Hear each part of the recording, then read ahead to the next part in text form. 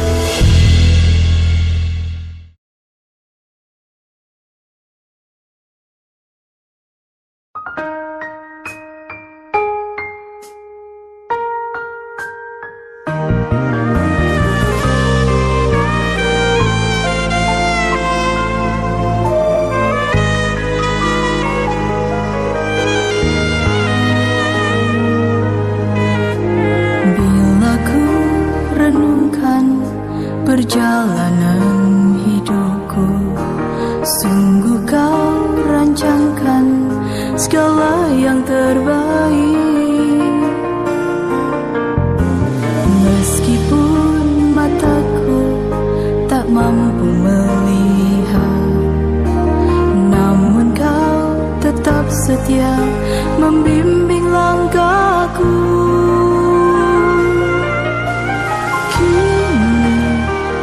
Persembahkan hidupku ke dalam tangan-Mu, oh Yesusku. Jika kau ingin sembuhkan mataku, ku yakin kau sanggup melakukannya. Namun janganlah kehendakku yang terjadi, melainkan kehendak-Mu jadilah.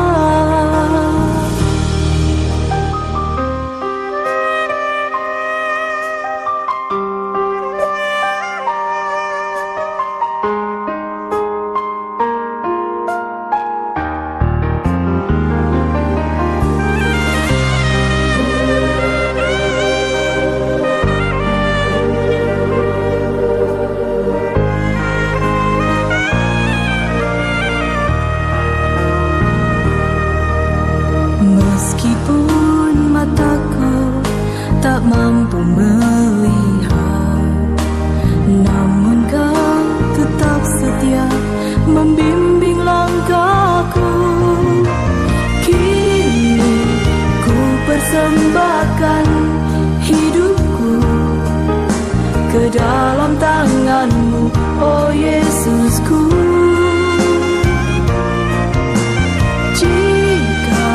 Kau ingin sembuhkan mataku, ku yakin kau sanggup melakukannya.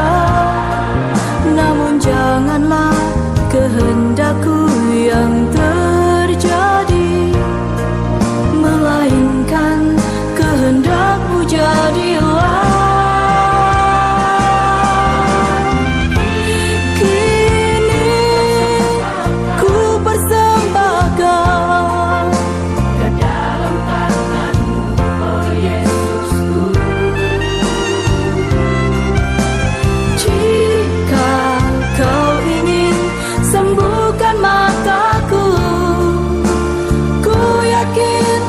Sanggup melakukannya, namun janganlah kehendakku yang terjadi, melainkan kehendak-Mu jadilah.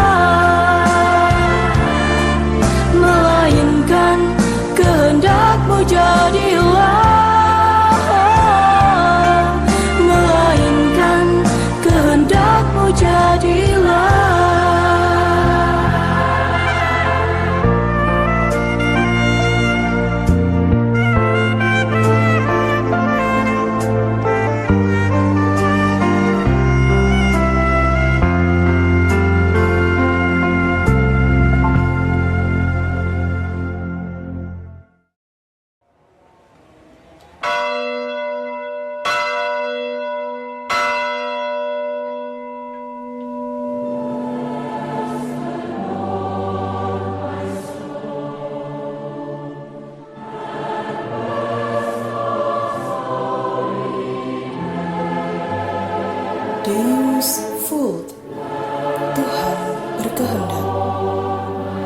dipersembahkan oleh Sahabat Disabilitas Katolik.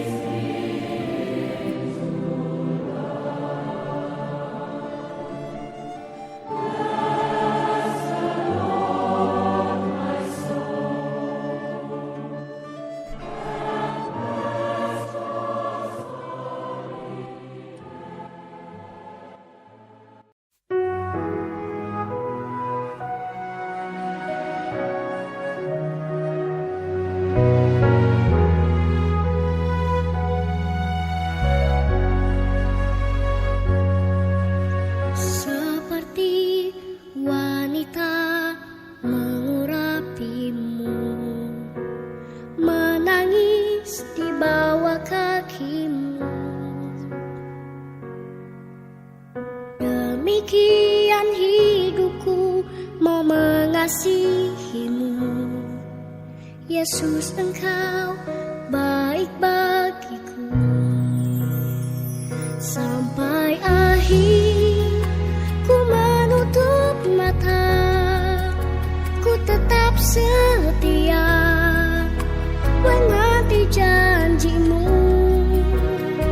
Sampai ku dapatkan mahkota kehidupanku, ku tetap setia, ku melayanimu.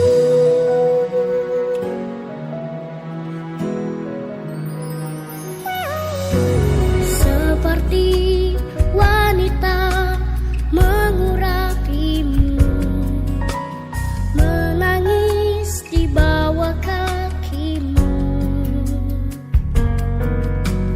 Demikian hidupku mau mengasihimu.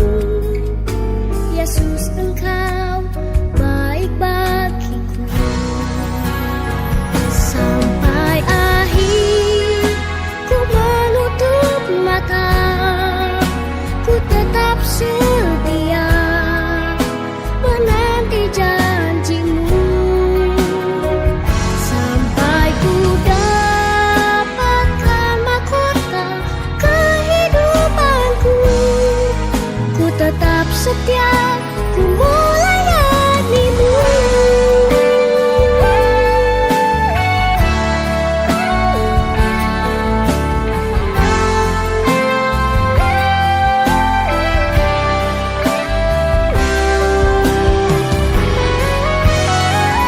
Sampai akhir ku menutup mata, ku tetap setia menanti janjimu.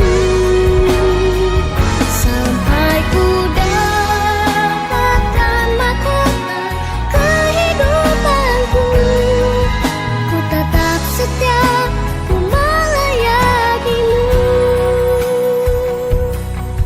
Ku tetap setia, ku melayanimu.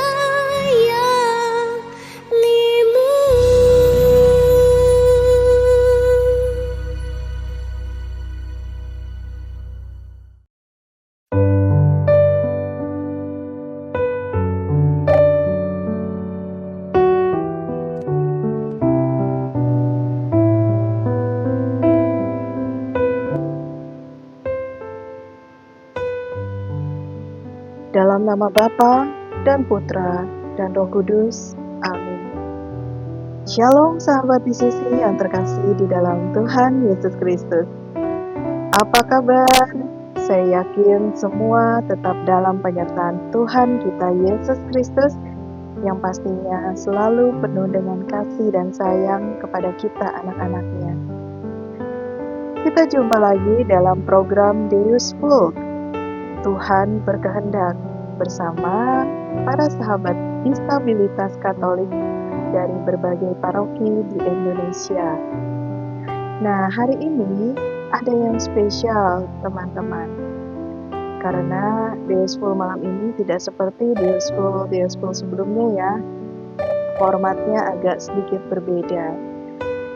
Hari ini kita akan mendengarkan siaran yang pernah diputar, siaran pilihan, yaitu antara lain serba-serbi Katolik tentang mujizat Ekaristi yang pernah terjadi sepanjang zaman yang membuktikan bahwa tubuh dan darah Kristus yang kita sambut setiap kali Ekaristi Kudus itu sungguh-sungguh nyata adalah tubuh dan darah Tuhan kita sendiri. Karena itu, jangan pernah meragukan saat kita menyambut tubuh dan darah Kristus, terima dengan iman. Dan itu janji Tuhan, barang siapa yang menerima tubuh dan darahku, dia akan mendapatkan atau memperoleh hidup yang kekal. Lalu kita juga akan mendengarkan kesaksian spesial malam ini dari Saudara Hendry Buana. Bagaimana di puncak kehidupannya, saat hidupnya penuh dengan gairah masa muda, Tuhan mengizinkan sesuatu terjadi dalam hidupnya, yaitu penglihatannya hilang. Nah, bagaimana Hendry bisa tetap bertahan dan tetap beriman kepada Tuhan? Jangan kemana-mana sahabat DCC, tetap stay tune ya di DCC Radio. Karena setelah itu kita juga akan mendengarkan pujian dari Saudara Finley Immanuel yang akan menyanyikan lagu Tuhan Tak Pernah Janji. Itu adalah pengungkapan iman dari Finley. Karena dalam kondisi apapun, dalam segala keterbatasannya, Finley tetap percaya penyertaan Tuhan itu sempurna dalam kehidupannya. Dan kita juga akan mendengarkan kisah riwayat hidup dari Santa yang sangat terkenal, yaitu Santa Faustina Kowalska, Rasul Kerahiman Ilahi, yang diberi kepercayaan oleh Tuhan untuk menyebarkan tentang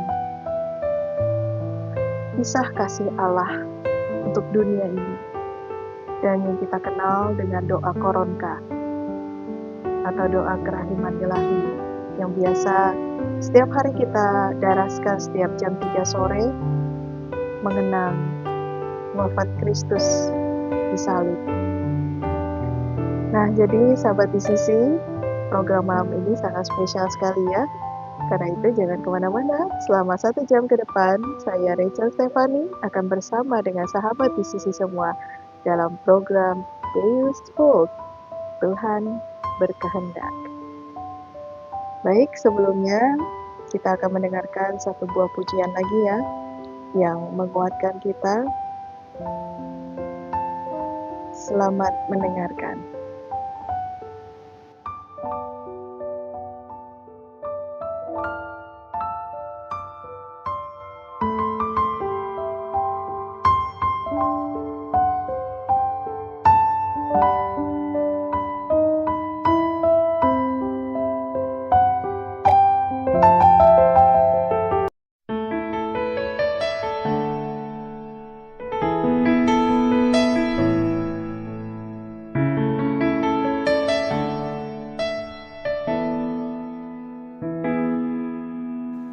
Telah kulihat bukti kasih-Mu, Kau menderita gantikanku. Dengan darah-Mu Kau selamatkanku. Kini ku hidup menyenangkan-Mu.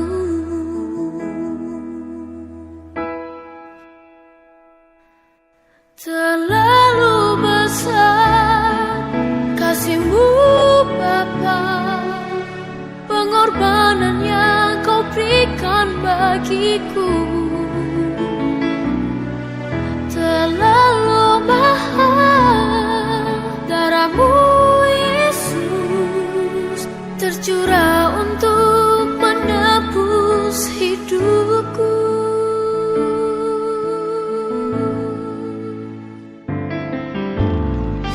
Telah kulihat bukti kasih-Mu, Kau menderita gantikanku.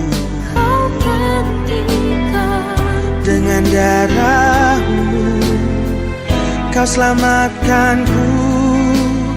kini ku hidup menyenangkan-Mu. Terlalu besar kasih-Mu Bapa, pengorbanan yang Kau berikan bagiku.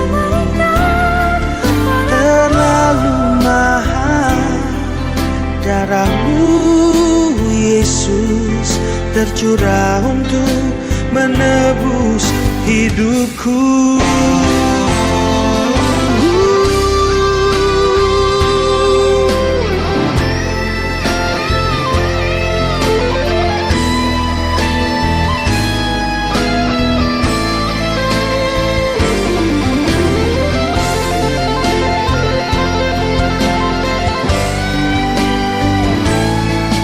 Terlalu besar kasih-Mu Bapa, pengorbanan yang Kau berikan bagiku. Terlalu mahal darah-Mu Yesus tercurah untuk menebus hidupku. Terlalu mahal darah-Mu Yesus tercurah untuk menebus hidupku. Terlalu besar, terlalu mahal, hati kami berterima kasih. Terima kasih Kau tebus hidupku.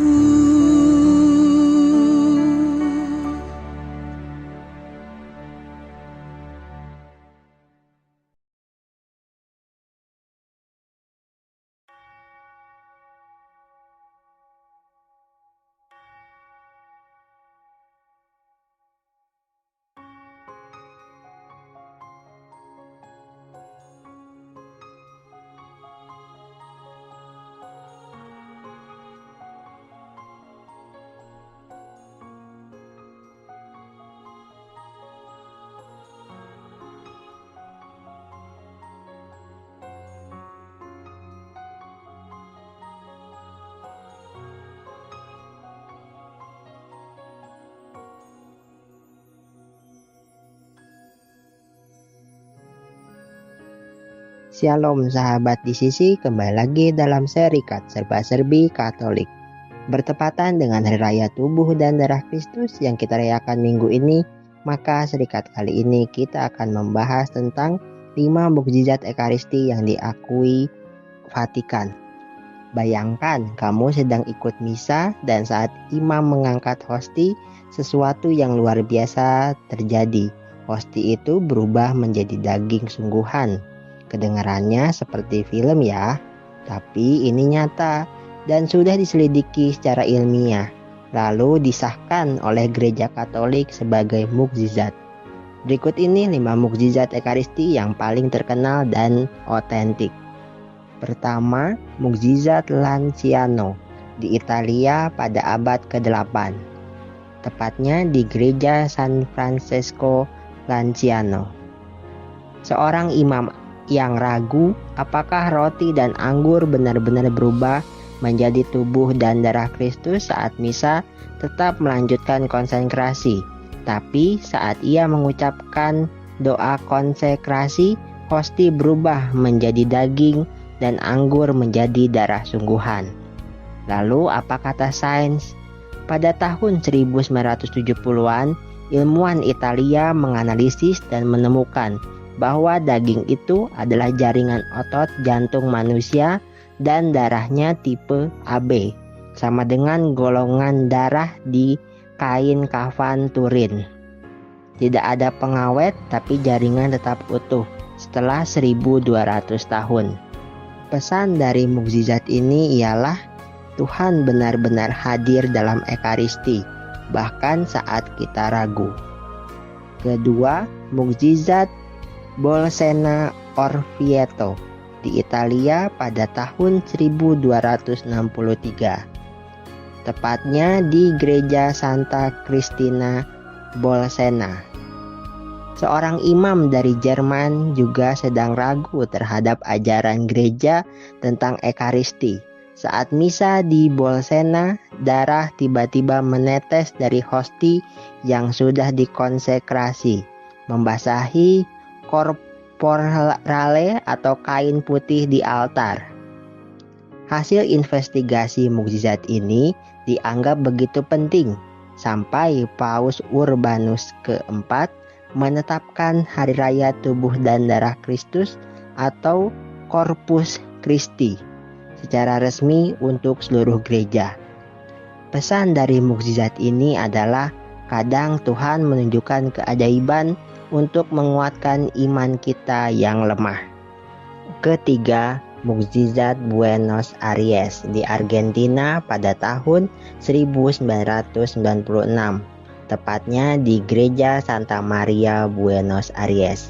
Seorang umat menjatuhkan hosti dan imam yang kelak jadi Paus Fransiskus menyimpannya di tabernakel.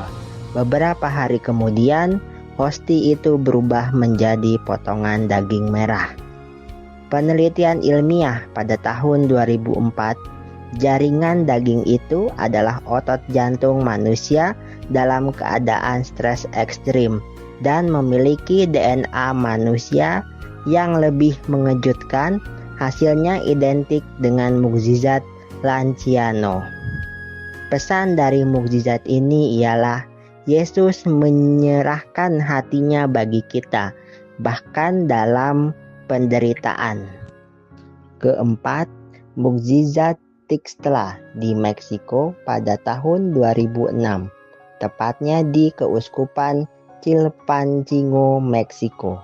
Saat retret rohani bersama umat, hosti yang diberikan kepada seorang suster tiba-tiba mengeluarkan darah, padahal belum dikunyah dan tidak terluka. Penelitian pada tahun 2013, darah itu dari jantung manusia yang hidup dan tidak ada penjelasan alami untuk fenomena itu. Ditemukan sel darah putih aktif, yang artinya jaringan itu masih hidup saat dianalisis. Kelima, dan baru-baru ini Vatikan secara resmi menyetujui mukjizat Ekaristi yang terjadi di Gereja Kristus Raja di Kerala, India, yang terjadi pada 15 November 2013 ketika wajah Tuhan Yesus muncul pada hosti yang telah dikonsekrasi oleh Pastor Thomas Patika. Pastor tersebut menceritakan ketika hosti tersebut diangkat, muncul sebuah noda yang menjadi besar, lebih terang, dan segera muncul sebuah wajah. Setelah lebih dari 1 dekade penyelidikan termasuk studi teologis oleh Komisi Teologi, Gereja menyatakan pada Mei 2025 bahwa peristiwa ini adalah mukjizat Ekaristi yang sah. Pengumuman ini disampaikan oleh Uskup Agung Yosef Pampelangi dari Keuskupan Agung Telceri pada 9 Mei 2025 di Gereja Kristus Raja, tempat mukjizat tersebut terjadi. Vatikan menekankan mukjizat ini memperdalam iman umat terhadap kehadiran nyata Yesus Kristus dalam Ekaristi. Meskipun demikian, gereja mengingatkan bahwa iman akan kehadiran nyata Yesus Kristus di dalam Ekaristi tidak tergantung pada tanda-tanda mukjizat, namun merupakan inti dari iman Katolik.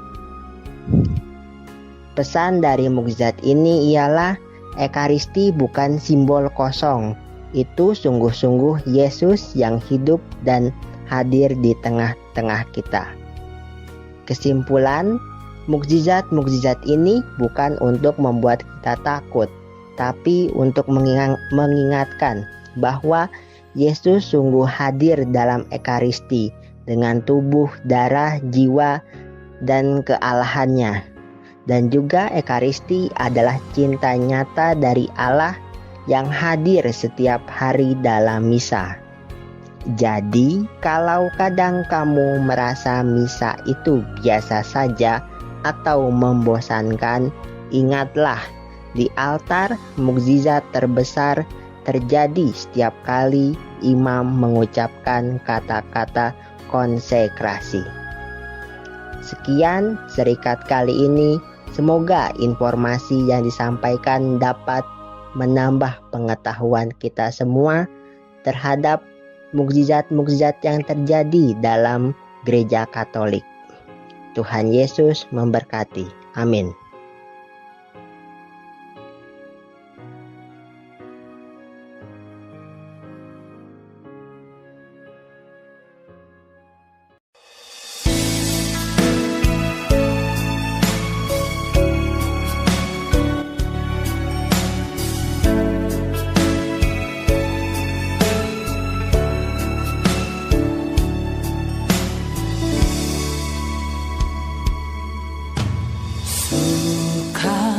Citaku penuh, ku bermazmur bagimu, karena ku tahu ku telah ditebus oleh curahan darahmu.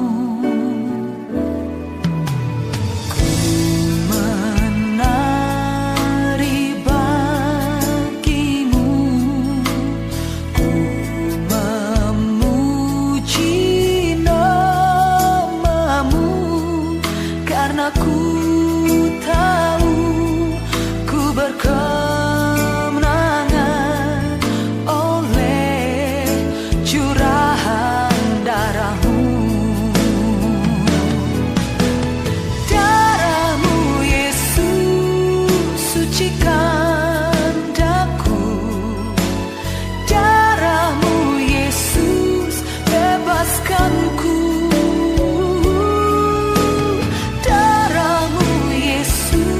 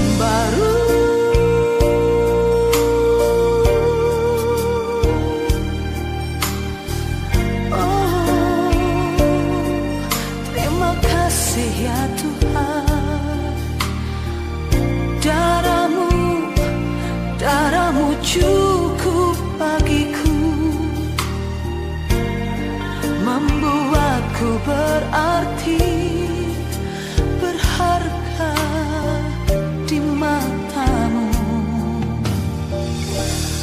Oh, darahmu Yesus ubahkan daku, ku dijadikan baru, ku dijadikan baru.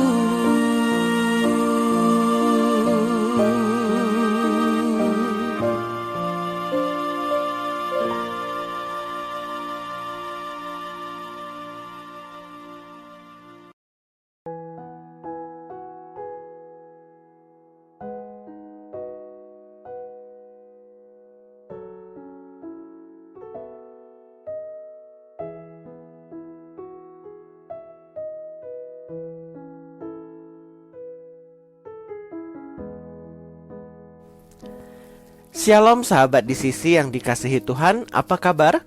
Semoga kita semua dalam keadaan yang sehat, penuh damai sejahtera dan selalu diberkati oleh Allah. Senang sekali hari ini saya dapat membagikan kesaksian dan sharing iman bagaimana saya menerima kondisi saya yang pada akhirnya membuat saya merubah pandangan dan pola pikir tentang kesembuhan yang Tuhan berikan. Sedikit memperkenalkan diri, nama saya Hendry Buana. Saya saat ini berusia 37 tahun. Saya berasal dari Paroki Keramat Jakarta, Gereja Hati Kudus. Saya adalah seorang penyandang disabilitas sensorik netra, di mana kebutaan yang saya alami ini sejak bulan Juli tahun 2020. Ini merupakan tahun kelima bagi saya, dan saya masih terus belajar untuk beradaptasi dalam kondisi saya ini. Dan saya juga masih terus mencari apa yang dapat saya lakukan dengan maksimal agar saya tetap produktif sekalipun dalam kondisi yang tidak melihat. Sahabat di sisi yang dikasihi Tuhan, kebutaan yang saya alami ini diakibatkan oleh penyakit Leber Hereditary Optic Neuropathy. Kedengarannya keren ya, tetapi tidak sama sekali. Penyakit ini terjadi pada laki-laki di usia produktif dengan perbandingan 1:50.000 orang. Dan sayangnya lagi, penyakit Leber Hereditary Optic Neuropathy ini sampai saat ini di dunia medis belum ada obatnya dan belum ada tindakan yang dapat dilakukan untuk mengembalikan penglihatan saya. Ketika saya harus menerima keadaan dan vonis dokter ini, di mana saya harus kehilangan penglihatan dalam waktu yang bisa dikatakan singkat, yaitu hanya dalam waktu 8 minggu, dari mata saya yang baik-baik saja terus menurun, sampai pada akhirnya hanya tersisa 5% saat ini dan hanya bisa melihat cahaya lampu. Kondisi ini jujur berat bagi saya. Saya hanya manusia biasa yang ketika mengalami keadaan yang tidak mudah seperti ini, reaksinya yaitu sedih, kecewa, dan marah. Ya, saya marah kepada Tuhan. Kenapa Tuhan mengizinkan penyakit ini saya terima, terjadi penyakit ini pada saya? Padahal waktu itu saya rasa keadaan dan hidup saya sedang penuh dengan berkat. Saya rasa hidup saya baik-baik saja, pekerjaan saya bagus, gaji oke, jabatan juga dalam usia itu cukup baik. Tapi semua berkat itu saya rasa runtuh karena penyakit ini. Selain itu, rasa takut yang saya alami juga cukup besar karena saya takut menghadapi kenyataan, takut menghadapi bagaimana masa depan saya, dan takut juga merepotkan orang lain. Dan karena semua perasaan itu, saya pun akhirnya menjadi depresi dalam keadaan yang tidak baik, dan saya sempat mengambil suatu keputusan yang salah, yaitu saya mencoba untuk bunuh diri. Saya waktu itu berpikir untuk mengakhiri hidup saya dengan lompat dari lantai 7 apartemen saya. Malam itu saya sudah berdiri di depan balkon dan mau mencoba untuk melompat. Tetapi tiba-tiba saya mendengar suatu bisikan yang berkata, "Yakin mau melakukan ini? Kalau mati tidak masuk surga. Kalau tidak mati tambah merepotkan." Karena suara itu, akhirnya saya mundur. Saya tidak jadi melakukannya. Tetapi saya mau melakukan apa dalam kondisi ini? Saya masih tidak bisa menerima dan tidak mengerti. Yang pada akhirnya saya melewati hari-hari saya dengan cemberut, bermuka masam, marah, sedih. Tetapi puji Tuhan, saya memiliki support system yang luar biasa, yaitu keluarga. Mama dan adik saya setiap malam mengajak saya berdoa rosario. Setiap malam pula saya berdoa kepada Tuhan. Tuhan, saya yakin Engkau pasti akan memberikan saya mukjizat. Saya mohon Tuhan, malam ini saya mau istirahat, mau tidur. Besok pagi saya mohon saya bisa lihat kembali. Setiap malam saya berdoa seperti itu, dan setiap pagi juga saya harus menerima keadaan saya yang tetap tidak bisa melihat. Sahabat di sisi yang dikasihi Tuhan, karena jalur medis waktu itu belum ada yang dapat dilakukan, saya menerima saran dari seorang teman untuk mencoba di jalur spiritual. Saya dikenalkan dengan seorang pendoa dan konselor yang terdaftar dalam Keuskupan Agung Jakarta, yaitu Ibu Edith Witoha. Saya mengunjungi beliau, saya minta didoakan, saya berkonsultasi, menceritakan segala apa yang ada di dalam hati. Dan setelah beberapa pertemuan, akhirnya Ibu Edith memberikan pesan kepada saya, "Hendri, kamu harus lebih positif." Saya jujur tidak mengerti dengan pesan Ibu Edith ini, bagaimana saya dapat positif sedangkan kondisi dan keadaan saya sedang begini.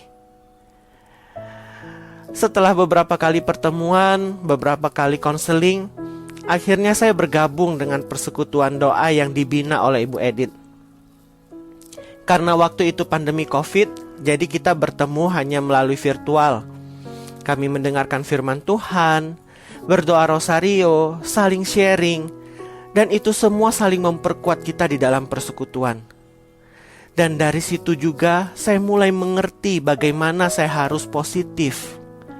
Memang kalau saya menggunakan kacamata manusia, melihat keadaan saya tidak ada yang baik. Tapi kalau saya mau menggunakan kacamata iman, maka saya menemukan begitu banyak berkat yang Tuhan berikan. Mungkin setiap malam saya berdoa, minta kesembuhan jasmani, Tuhan menyembuhkan mata saya. Saat ini Tuhan memang belum memberikannya. Tetapi dengan terus berdoa, terus mendekatkan diri melalui firman Tuhan, terus menaruh harapan kepadanya, saat itulah Tuhan sedang memberikan kesembuhan secara rohani kepada saya.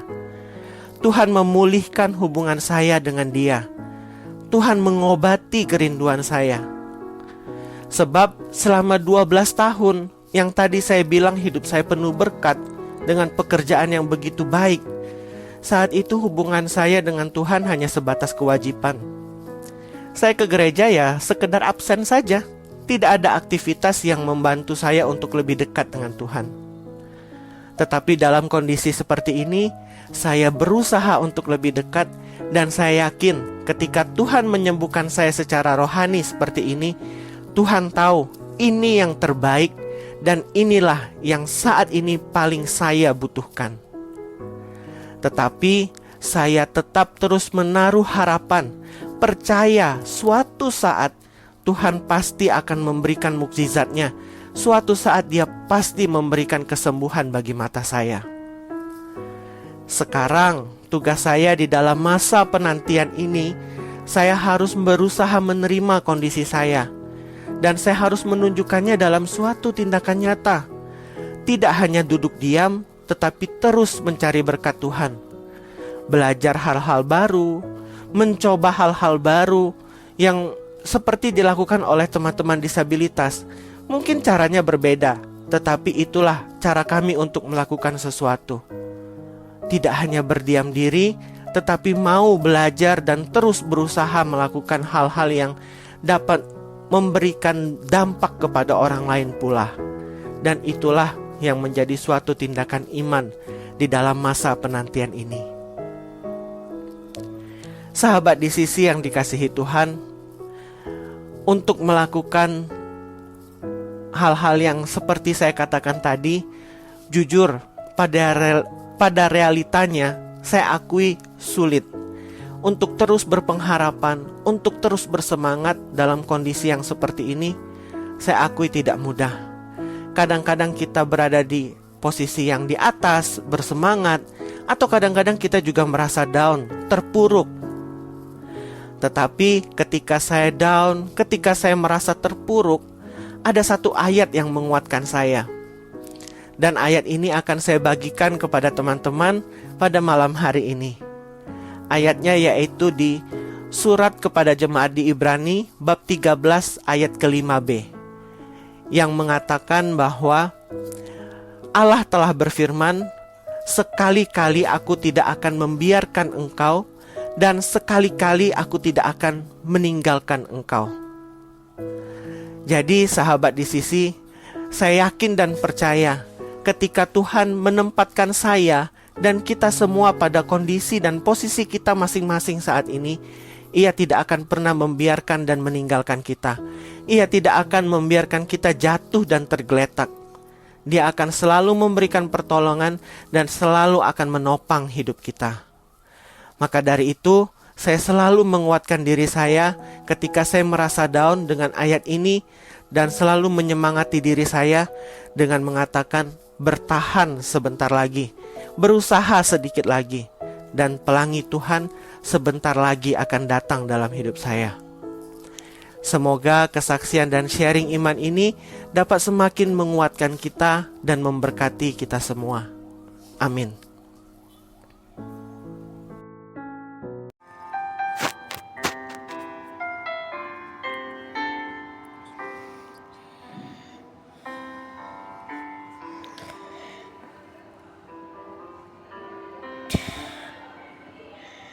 Tuhan tak pernah janji langit selalu biru, tetapi Dia berjanji selalu menyertai.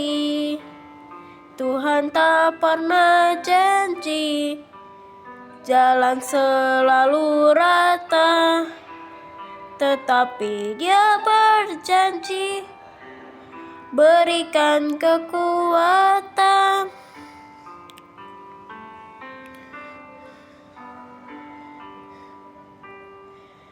Jangan pernah menyerah, jangan berputus asa. Mukjizat Tuhan ada saat hati menyembah.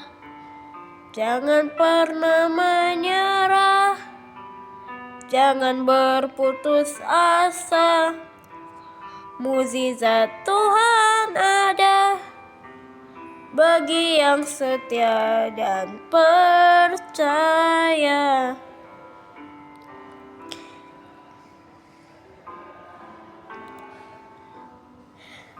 Tuhan tak pernah janji langit selalu biru, tetapi Dia berjanji selalu menyertai.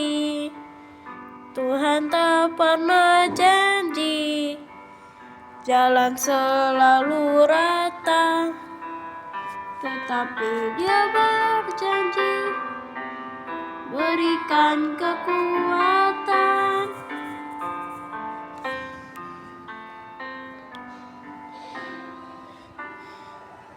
Jangan pernah menyerah, jangan berputus asa.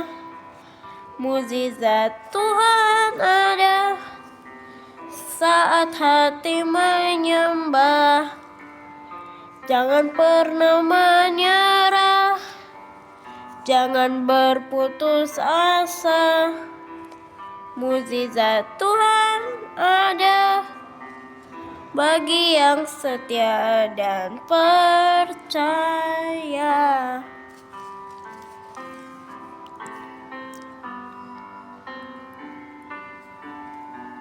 Jangan pernah menyerah, jangan berputus asa, mukjizat Tuhan ada saat hati menyembah.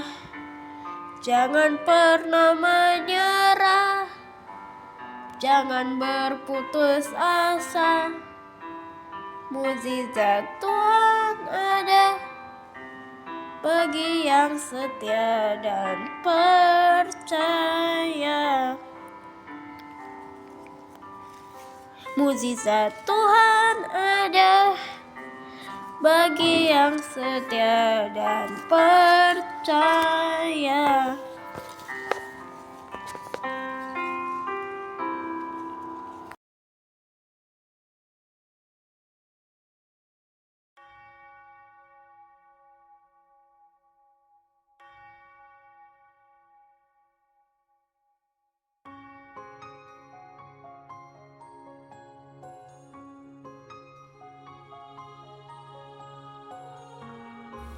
Shalom sahabat DCC yang terkasih di dalam Tuhan Yesus Kristus.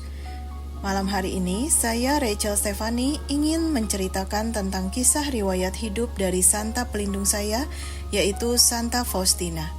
Kebetulan bertepatan dengan Gereja Katolik yang juga sedang melakukan novena kerahiman ilahi seperti yang diperintahkan Tuhan Yesus kepada Santa Faustina yang adalah Rasul Kerahiman Ilahi. Helena Kowalska dilahirkan di Glogoliec, Polandia pada tanggal 25 Agustus 1905. Sebagai anak ketiga dari 10 putra-putri pasangan suami istri Katolik yang saleh, Stanislaus Kowalski dan Mariana Babel. Ayahnya seorang petani merangkap tukang kayu. Keluarga Kowalski sama seperti penduduk Glogoliec lainnya, hidup miskin dan menderita dalam penjajahan Polandia oleh Rusia. Helena hanya sempat bersekolah hingga kelas 3 SD saja. Ia seorang anak yang cerdas dan rajin, juga rendah hati dan lemah lembut, hingga disukai banyak orang. Sementara menggembalakan sapi, Helena biasa membaca buku. Buku kegemarannya adalah riwayat hidup para santa dan santo. Seringkali ia mengumpulkan teman-teman sebayanya dan menjadi katekis bagi mereka dengan menceritakan kisah santa dan santo yang dikenalnya. Helena kecil juga suka berdoa. Kerap kali ia bangun tengah malam dan berdoa seorang diri hingga lama sekali. Apabila ibunya menegur, ia akan menjawab, "Malaikat pelindung yang membangunkanku untuk berdoa." Ketika usianya 16 tahun, Helena mulai bekerja sebagai pembantu rumah tangga agar dapat meringankan beban ekonomi keluarga. Tetapi, setahun kemudian ia pulang ke rumah untuk minta izin masuk biara. Mendengar keinginan Helena, ayahnya menanggapi dengan tegas, "Papa tidak punya uang untuk membelikan pakaian dan barang-barang lain yang kau perlukan di biara. Selain itu, Papa masih menanggung hutang." Helena mendesak, "Papa, aku tidak perlu uang. Tuhan Yesus sendiri yang akan mengusahakan aku masuk biara." Namun, orang tuanya tetap tidak memberikan persetujuan mereka. Patuh pada kehendak orang tua, Helena bekerja kembali sebagai seorang pembantu. Ia hidup penuh penyangkalan diri dan mati raga hingga suatu hari pada bulan Juli 1924 terjadi suatu peristiwa yang menggoncang jiwanya. Demikian tulis Helena dalam buku catatan hariannya. Suatu ketika aku berada di sebuah pesta dansa dengan salah seorang saudariku. Sementara semua orang berpesta pora, jiwaku tersiksa begitu hebat. Ketika aku mulai berdansa, sekonyong-konyong aku melihat Yesus di sampingku. Yesus menderita sengsara, nyaris telanjang, sekujur tubuhnya penuh luka-luka. Ia berkata kepadaku, "Berapa lama lagi aku akan tahan padamu, dan berapa lama lagi engkau akan mengabaikanku?" Saat itu hingar-bingar musik berhenti. Orang-orang di sekelilingku lenyap dari penglihatan. Hanya ada aku dan Yesus di sana. Aku mengambil tempat duduk di samping saudariku terkasih, berpura-pura sakit kepala guna menutupi apa yang terjadi dalam jiwaku. Beberapa saat kemudian, aku menyelinap pergi, meninggalkan saudariku dan semua teman-temanku, melangkahkan kaki menuju katedral Santo Stanislaus Kotska. Lampu-lampu sudah mulai dinyalakan. Hanya sedikit orang saja ada dalam katedral.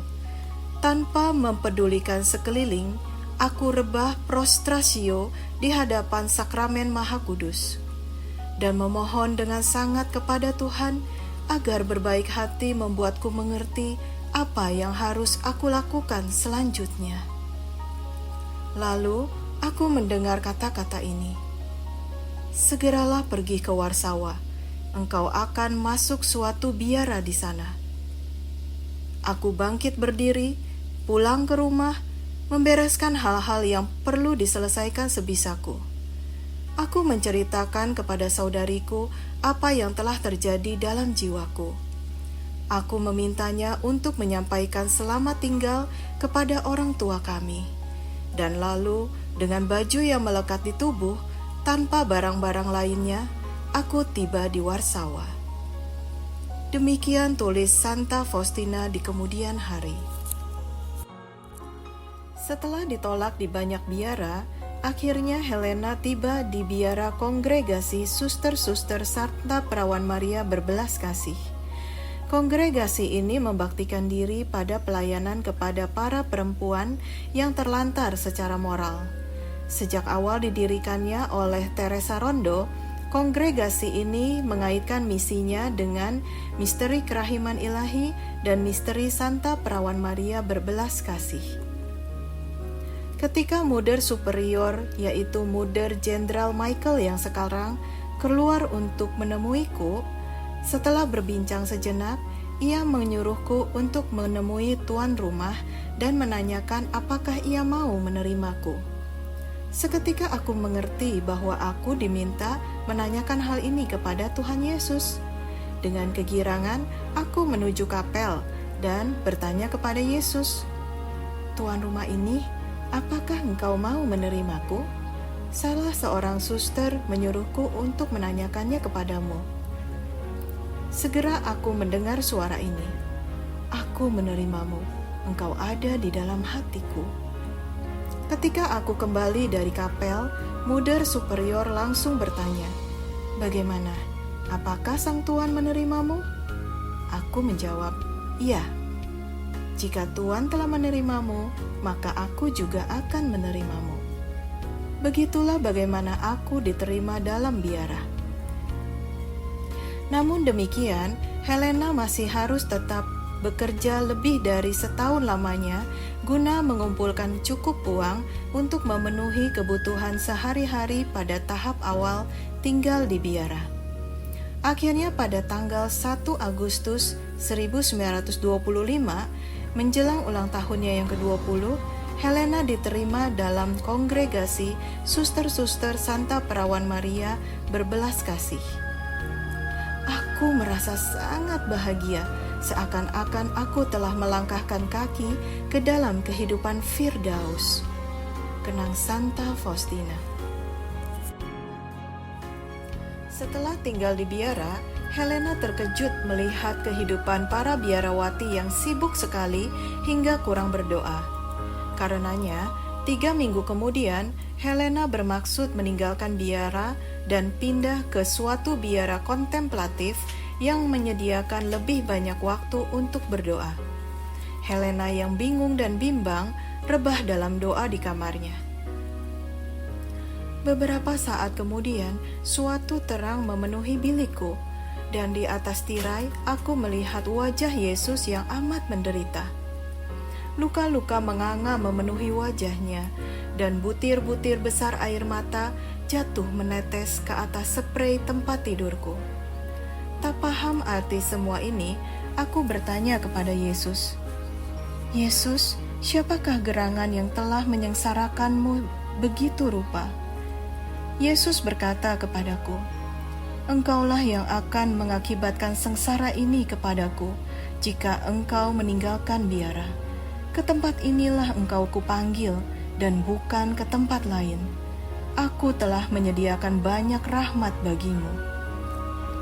Aku mohon pengampunan pada Yesus dan segera mengubah keputusanku. Pada tanggal 30 April 1926, Helena menerima jubah biara dan nama baru, yaitu Suster Maria Faustina. Di belakang namanya, seizin kongregasi, ia menambahkan dari Sakramen Maha Kudus.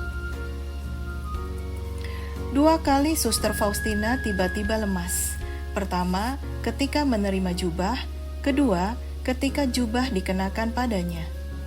Dalam buku catatan harian, Suster Faustina menulis bahwa ia panik sekaligus tidak berdaya karena pada saat itu ia melihat penderitaan yang harus ditanggungnya sebagai seorang biarawati. Dalam biara, tugas yang dipercayakan kepadanya sangat sederhana, yaitu di dapur, di kebun, atau di pintu sebagai penerima tamu. Semuanya dijalankan Suster Faustina dengan penuh kerendahan hati. Pada tanggal 22 Februari 1931, Suster Faustina mulai menerima pesan kerahiman ilahi dari Kristus yang harus disebarluaskannya ke seluruh dunia. Kristus memintanya untuk menjadi rasul dan sekaligus sekretaris kerahiman ilahi, menjadi teladan belas kasih kepada sesama, menjadi alatnya untuk menegaskan kembali rencana belas kasih Allah bagi dunia.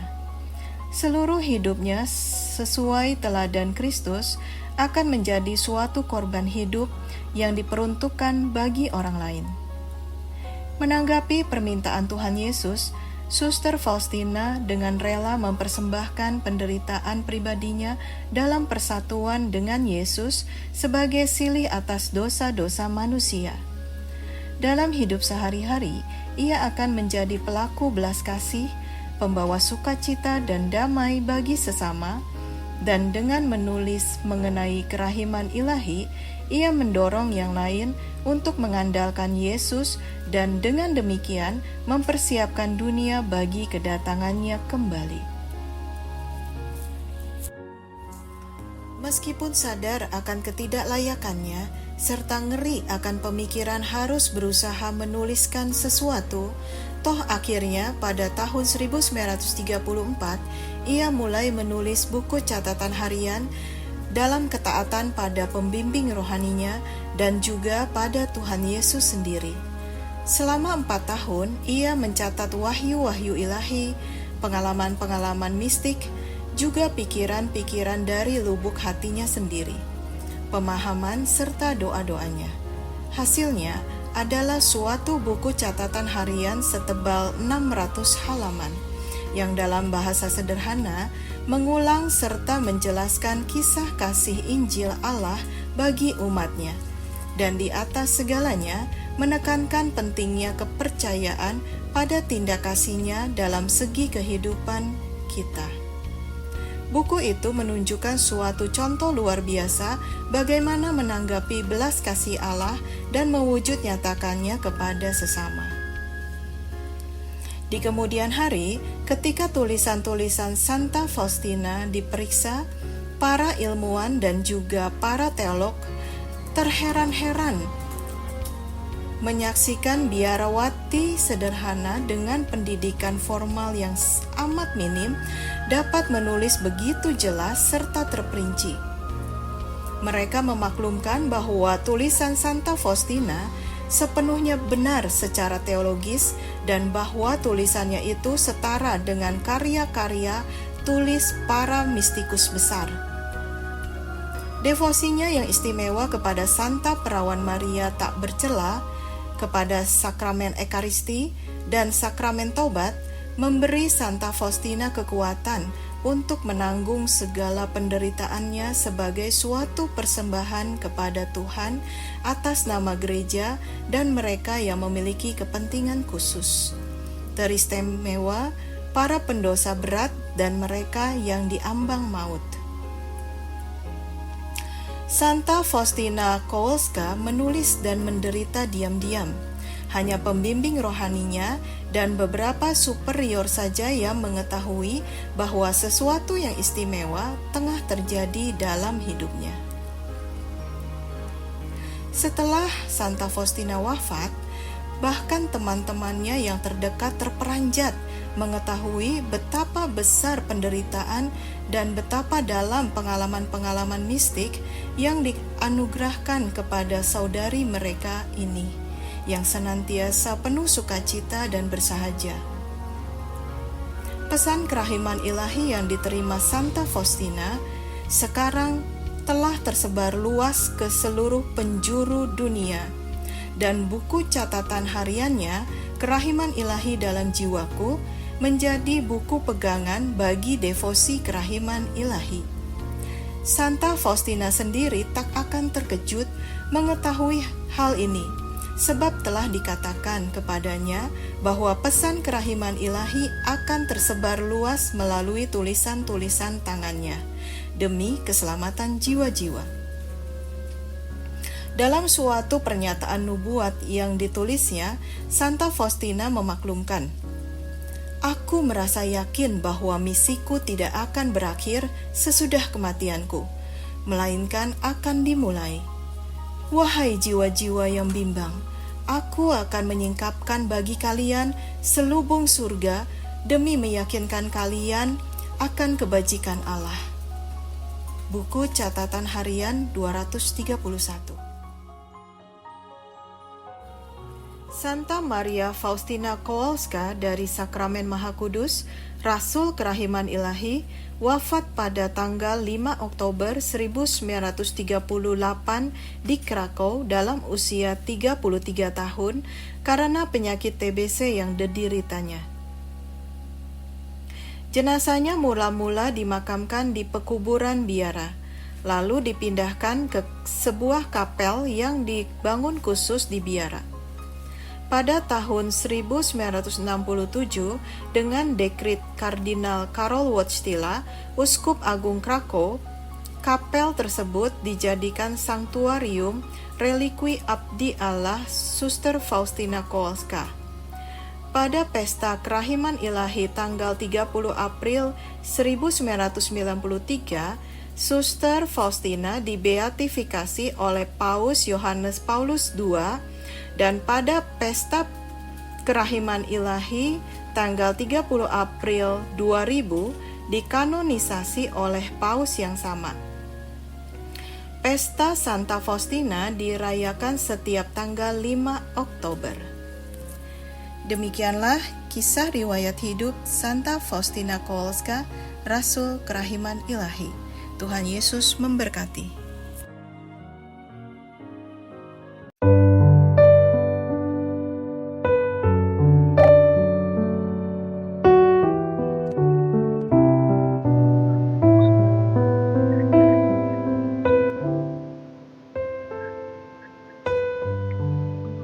Sahabat di sisi yang terkasih dalam Tuhan Yesus Kristus, tidak terasa 1 jam lebih kita sudah bersama dalam program Deusful malam ini. Kita sudah mendengarkan terikat serba-serbi Katolik tentang mujizat Ekaristi, lalu kesaksian iman dari Henry Buana, pujian dari Finley, dan terakhir kita sudah mendengarkan kisah riwayat hidup dari Santa Faustina Kowalska, Rasul Kerahiman Ilahi. Nah, sahabat di sisi, semoga setiap apa yang disuguhkan lewat program Deusful ini dapat menambah iman percaya kita akan kasih Allah yang tak terbatas dan Biarlah semua bisa menjadi berkat bagi kita semua untuk terus menjalani perziarahan hidup kita sampai kita kembali ke rumah Bapa di surga.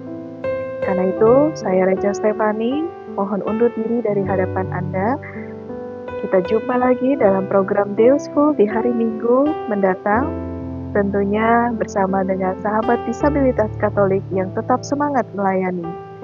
Buat sahabat DCC yang mau melayani bersama kami dalam program Deusful ini, silakan menghubungi kami di call center DCC 0812 50 50 4274. Mari kita melayani bersama selagi kita bisa. Biarlah segala kemuliaan hanya bagi Tuhan. Kemuliaan kepada Bapa dan Putra dan Roh Kudus, seperti pada permulaan, sekarang, selalu, dan sepanjang segala abad. Amin. Dalam nama Bapa, Putra, dan Roh Kudus. Amin.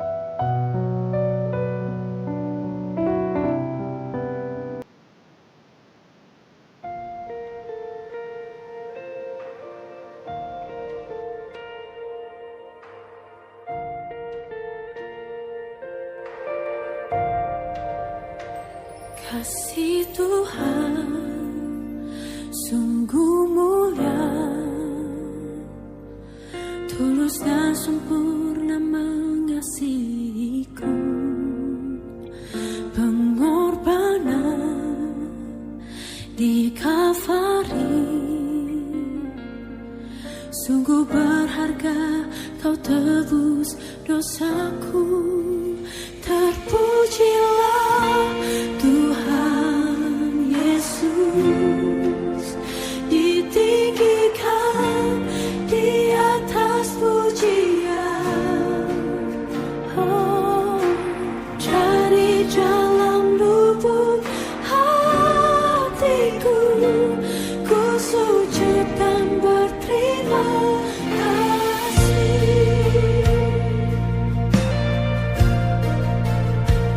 Kasih Tuhan tak bersyarat, tak seperti cinta yang ada di dunia.